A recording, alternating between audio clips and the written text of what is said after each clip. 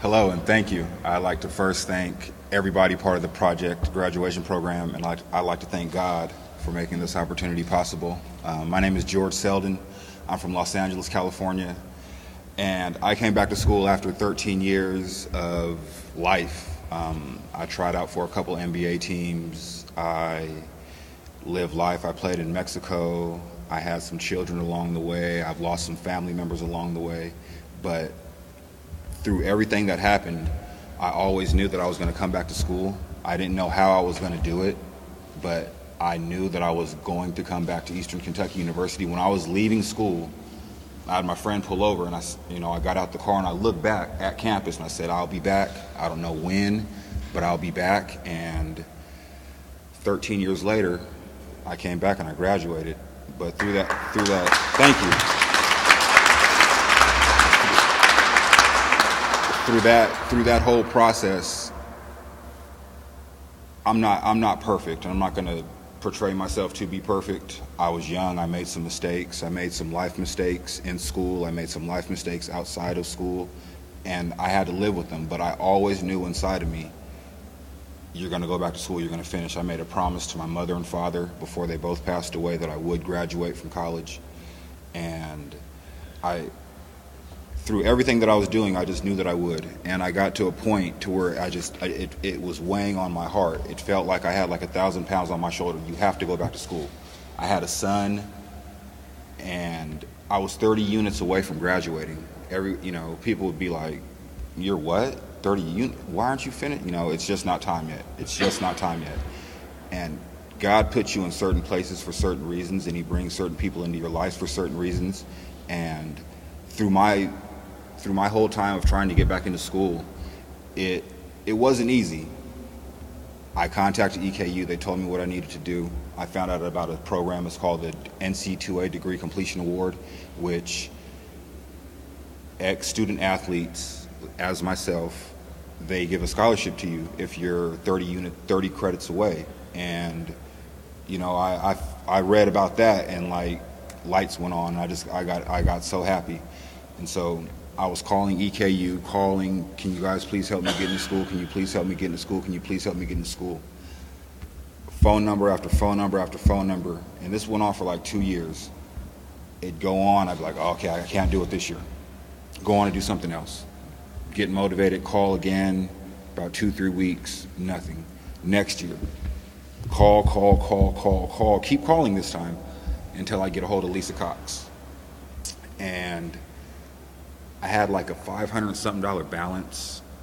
She helped me reduce it. I, spoke to the athletic director. He reduced it. They just said you just have to pay for your keys for your dorm. I sent like a $60-something check, and they never even they took the money out of my account. I just sent a check, and they didn't, and so everything was working in my favor. Miss Cox, she was working very closely with Ellen Summers with the NC2A. And everything I needed to do, Miss Cox was right there. She'd send me emails after emails. We'd talk on the phone. We became Facebook friends, I think, like after the second year of us actually corresponding, and we've never met each other face to face. And so it comes time to, see if I get picked. And September 25th comes. I'm waiting. She's like, "Have you heard any word yet?" I'm like, "No, nothing." So I call them, and when I call them, they said, "You weren't selected." And I thought life was over. I was like, I don't know what I'm going to do, but there's some way I'm going to school. I'm going to Kentucky. I'm going to finish, even if I had to get a job. Whatever I had to do, I was going to do it, because I knew this is, sacrifice or whatever. I'm going to finish school. And so, but I heard something in Ellen's voice. Ellen said, "Apply for the scholarship again." She's like, just because I wanted to be like, "Are you kidding me? I didn't get it. You didn't read my letter. I'm the perfect candidate." Okay, all right, calm down, George. Calm down, take a deep breath. But I heard her say something. She was like, "Just apply for it again." So I applied for it again. Called Miss Cox. She's like, "Did you get it?" I said, "No." We both started crying on the phone. I don't know what I'm going to do. She's like, "Okay, if you just whatever you want to do, whatever you think of, call me back, let me know." So we spoke a couple times in between, and No, this was in May. I'm sorry, this was in May. Didn't get it. They said apply again. So I applied again.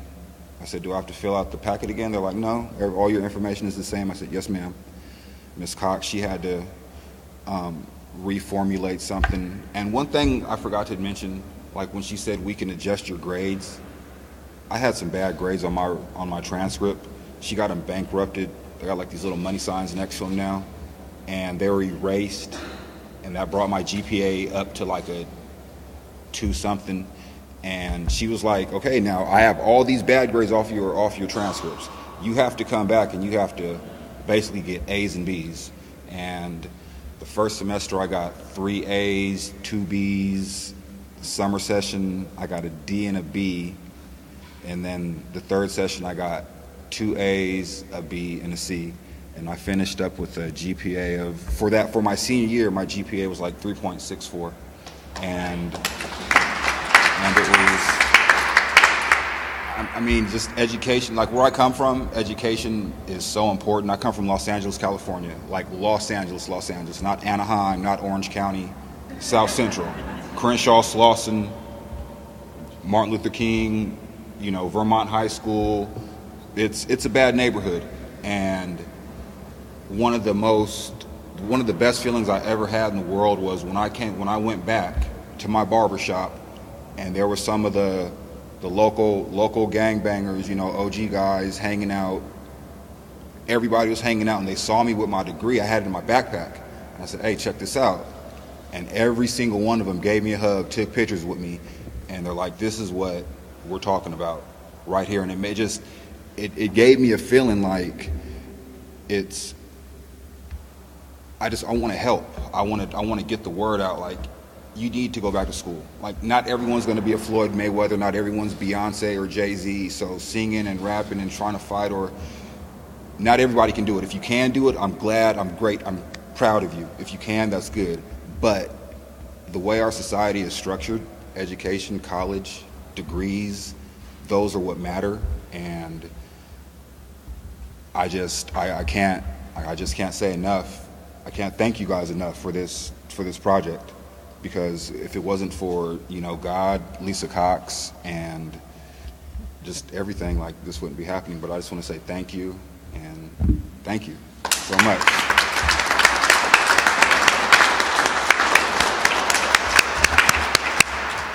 Well, George, that's a wonderful story.